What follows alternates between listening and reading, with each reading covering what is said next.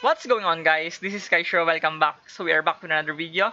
So in this video, we're going to cover my ban list prediction for January 2025 OCG limit regulation that is dropping tomorrow, December 22nd in the OCG. So we are going to conclude our October 2024 format, and we are going to venture the new year format this coming January to start off our 2025. So the format of October had a lot of things going on, from the Suda, from the deck build crossover breakers, and also the Terminal World 2. And now we are getting the QC Trinity box or QCTB. So there's a bunch of things that are summed up in one video in this prediction of mine. So without further much ado, let's start. So starting off first on the band section, I have a lot of wish list here in the band section, but we are going to rationalize it on each detail of every card and justify why they are here. So we do have first Black Dragon. Of course, Black Dragon have been a very controversial card for the Yu-Gi-Oh history. In a nutshell, no, this card have been a debate for a lot of people already. Even on TCG, OCG region, it doesn't matter. This card was very debatable, and a lot of people are asking for a ban for Black Dragon due to the Gem Knights meta right now. And I do believe that Gem Knights is really strong. Probably a high tier B deck on my own books. Possibly can enter the tier A. But I do think that Black Dragon could be banned due to that factor alone. But I have interviewed a lot of Gem Knights players in our locals, and they really think that Black Dragon doesn't really hurt the deck too much if Black Dragon will get banned. So I'm just going to take it with a grain of salt because I haven't used the Gem Knights for a good period of time to assess that. But for me, Black Dragon could get hit. Next, we do have Artifact Site. Oh my goodness. Site is the name of the post Terminal World 2 format. They have been crazy on Site. No matter what deck are you playing, if you're playing the Sanctum package with Trust and you're running Site, you're going to definitely have a very strong post side decking game 2 to 3.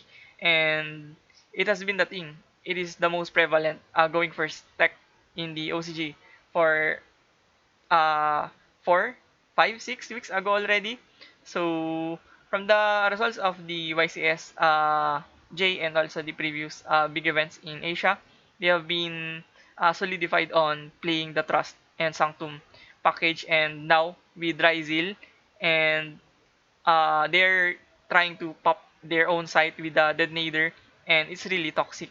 I do believe that that shouldn't exist in a tier 1, almost tier 0 deck like Ryzel, no? So imagine that with Sight Gun, you're not going to trouble yourself with those locks. And there's a trend in Korea that they are playing Yubel, or technically Findlink right now, with Dagda. So they're trying to lock the opponent from the previous Phantom Knights Adventure DPE combo. Similar to that, they're locking out the opponent with Dagda Sight Turbo. So it's also unhealthy.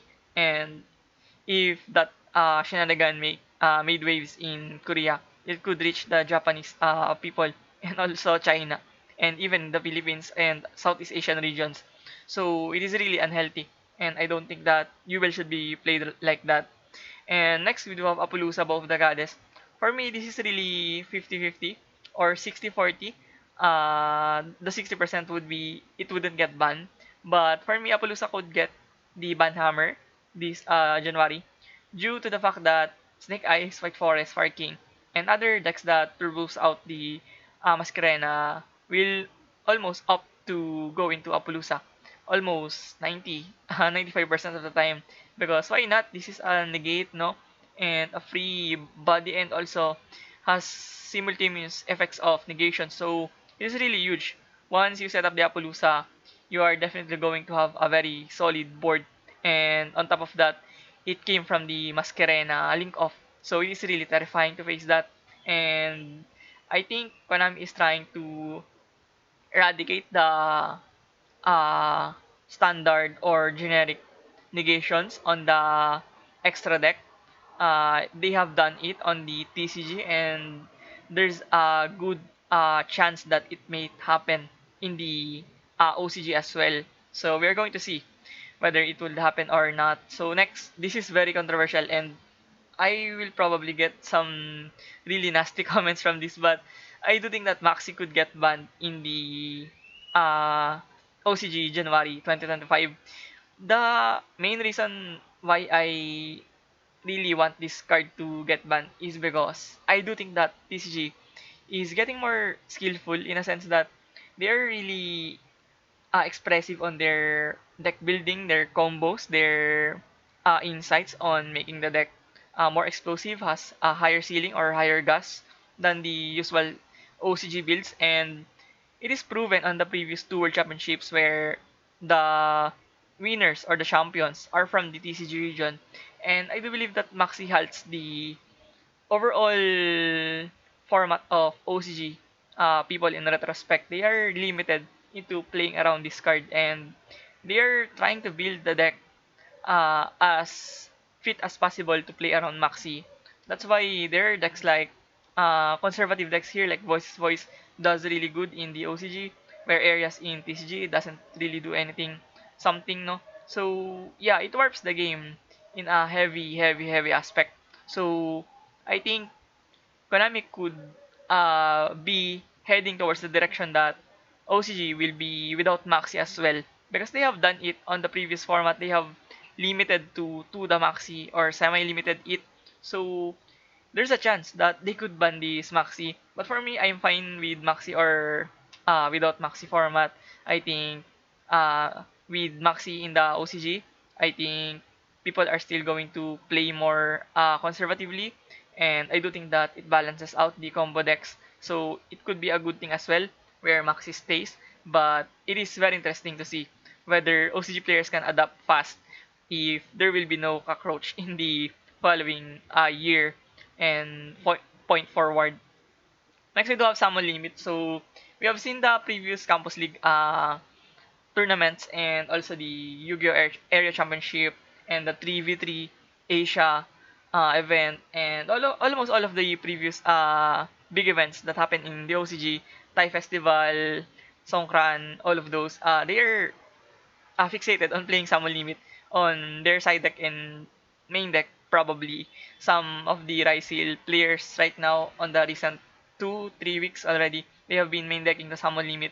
So it speaks volume on how important this card can be going first. Once you set up the Summon Limit on your field and you are ramped up with your boss monster negation, with your 2-3 hand traps on your hand, what more do you expect for your opponent to play through that? You have a floodgate, you have high attack monsters, you have negations, you have hand traps, you have staples, you have everything on your field, and you're going to top it off with summon limit.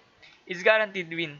It's basically like floodgate that is viable for almost everything. You don't really get drawback from it unless you get wiped from something like Reggae Collecting Storm or evenly match something, no. So yeah, it doesn't really have drawbacks on you. And the decks like Eldritch and other trap based decks, for example Subterror or other stuff like the Primordial Stun or Runic, they don't really have a really solid chance in the meta right now. They're really far behind. So the only decks that are abusing it were the Ryzil and all of those Mementotlan, those Primordial Blue Eyes, no? So they're the only one benefiting from it, and it doesn't really make the format healthy once you suck the opponent from a very toxic card like Summon Limit. Moving on next, we do have this limited to one section. First, we do have Sangen Kaimen. I really don't think it would happen. I just have a faint amount of guess that it could go into one with two reasons. One is Tenpai Dragon have been overstayed in the OCG for a very long time now. If you're living in the Philippines, you would know what I am saying. People are still hot on Tenpai Dragon. They don't really give up on the deck. They don't really do it, to be honest. They're sticking with the deck. Not only it is budget, and it is very competitive, and they have been using the deck for a year already. So they're very comfortable with the deck, and it has been a thing in Southeast Asian regions. Tenpai Dragon have been probably one of the most popular decks in 2024 in the whole minor regions in OCG. So it could get hit because it still get results on the Campus League, on the uh, events, on the Asia 3 on 3, Asian English 3 on 3, and on the previous YCSJ, and also the festival series or the regional qualifiers, no? So the Sanggan Kaiman could get hit. Not only it is very saturated in the whole 2024, but as well as in a marketing perspective, where Konami would opt to hit lower tier decks that are meta but not really dominating, but is very budget, no? We could see that pattern from before. They're trying to hit the decks that doesn't really do much in the meta, but is very budget. So they would want to hit those decks and make the people buy the new products and invest on the new meta or trends, no? So I think that's just the factor on limiting the Sangen Kaimen, but it doesn't make sense, to be honest. Dead by Dragon is not the deck that they used to be right now, but I do believe that in a marketing retrospect, it could get hit. And next, moving on, we do have a 7 Tachyon, so spoiler alert, I'm not really including the XI's hits on Ryzil on this report. Because we're getting the new Asian English product of UCDB, and they're trying to sell the Ryzil, and it doesn't even started yet in the Asian English regions, and also it could still get more support in the following sets, 2, 3, 4 sets. They're still probably getting more Ryzil names or Ryzil extra deck or Ryzil spells or even Ryzil trap, no? So it is very early to butcher the Ryzil. I do think that it could get hit, but with only the expense of 7 Tachyon going into 1. Not only that, this card is very ridiculously expensive, but the counter argument would be they will not hit the 7 Tachyon, but they would reprint it on the probably next quarter century end time set, no? So they could reprint it and uh, opt to not hit it this time. But for me, there's a huge chance that the X, the Ice, wouldn't be touched by the ban list. So 7 Tachyon would be my offered lamb for the Konami for the expense of Ryzil in the future formats and also for the potential new support. Next would be limited to one Sprite Elf. So come on guys. As a Tri-Brigade player, I really want the Sprite Elf go back into to one. To be honest, this is more of a wish list, but I think Sprite Elf could go into one. It's not really a huge threat in the metagame. We don't really have level 2s that are really rampaging anywhere. And also Sprite needs that boost. And I think 2021 or 2022, yeah, Sprite has been long forgotten in the metagame.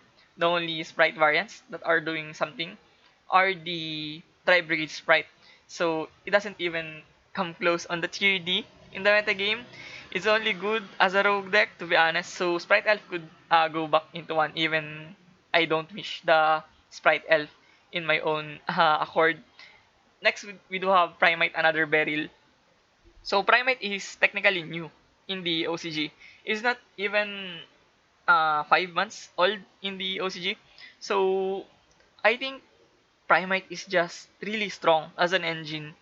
People underrate it because there are requirements or certain categories that you need to consider on playing Primate on your deck. It's not like something like Winsmith or Adventure or the DPE, the branded package that are very splashable. You need to be very considerate on playing the Primate, or else you could get drawbacks from it. But on the flip side, Primate is really immensely strong.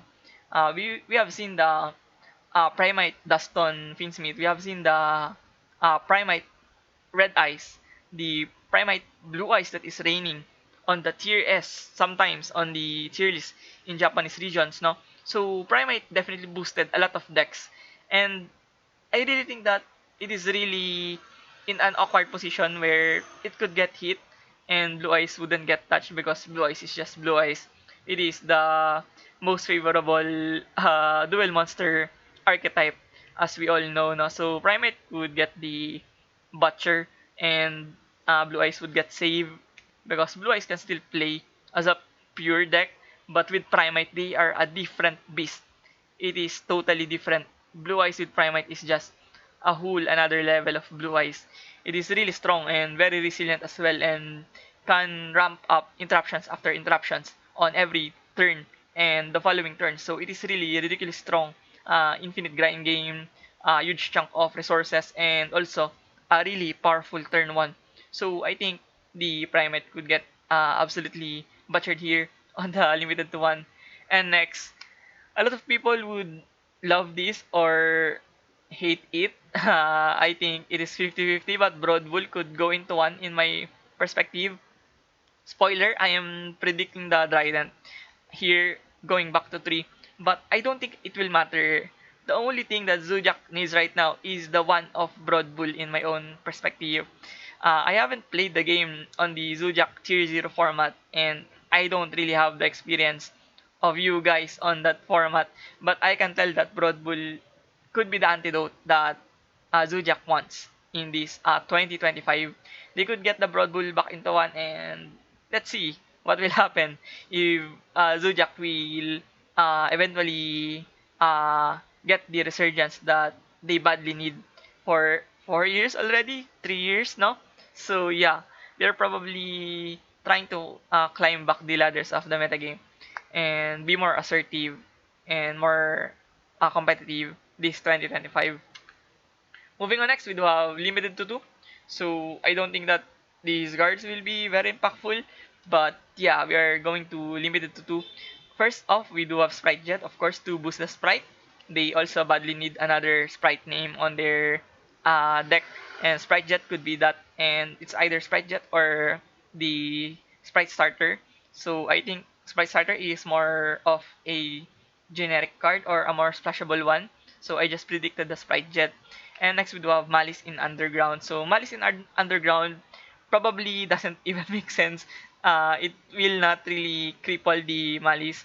It could hurt a little, but it is not really uh, very threatening towards the Malice. The thing that with Malice is they're pretty new and they're a waifu archetype. If you're playing Yu-Gi-Oh long enough, you know how it goes with these waifu archetypes. And yeah, the Sky Striker, the Brande, the Albaz, the Dragon Maid, all of those waifu decks are probably getting plethora of supports on the following sets. And Malice didn't even get a new support yet that much. So Malice could still be very, very, very uncharted. It could still get a lot of support, and the possibilities are endless. It is bound to happen. We don't know when and we don't know where, but it will happen. To be honest, it will happen. We all knew that it will happen for Malice, and probably they're going to be a tier one deck for a point. For some point, no. So I think Malice as a deck right now is very strong. Probably a top 5 deck. Not arguable. It is a top 5 deck right now. Probably third or second. On some weeks, it looks second best deck. On some weeks, it looks third. Sometimes it looks fourth with Mementotlan, sometimes overtaking the Malice. But it is very debatable between Malice and Blue Eyes Primate as the second best deck. So Malice could get a little slap on the wrist to lower the consistency of Malice with Underground going into 2. Next, we do have Purely Sleepy Memory. So, of course, Purely have been struggling for quite some time already, and their counterparts are far more successful. And I think Purely is just a very cute archetype, literally, in a literal sense, no? So, I think many people would love the Purely to come back a little bit and be more competitive. They could probably more innovative in this format where Sleepy Memory goes back into 2 or probably even 3, no? So, Purely can be a decent rogue deck or a low tier 4 or tier deck. So, yeah, I think it will happen this time around. And moving on with the Unlimited, this is a bunch of cards. First, we do have Masterpiece. They have done it in Master Duel. or yeah, probably Master Duel. And Masterpiece to 3 is something that True Draco badly wants. And True Draco have been a tier D deck for 2 weeks only, to be honest, or three. So yeah, at the start of October, people are playing True Draco, but short after, this deck was power crept by the newer Suda decks, the newer Terminal World decks, and other stuff that are more relevant and more explosive.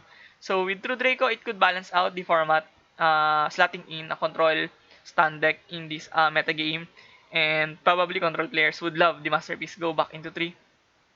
Next would be Pankrataps, a very good card. For me, it could make you be more assertive on floodgates and other problematic monsters, or yeah, other stuff that are going to lock out you or stun you.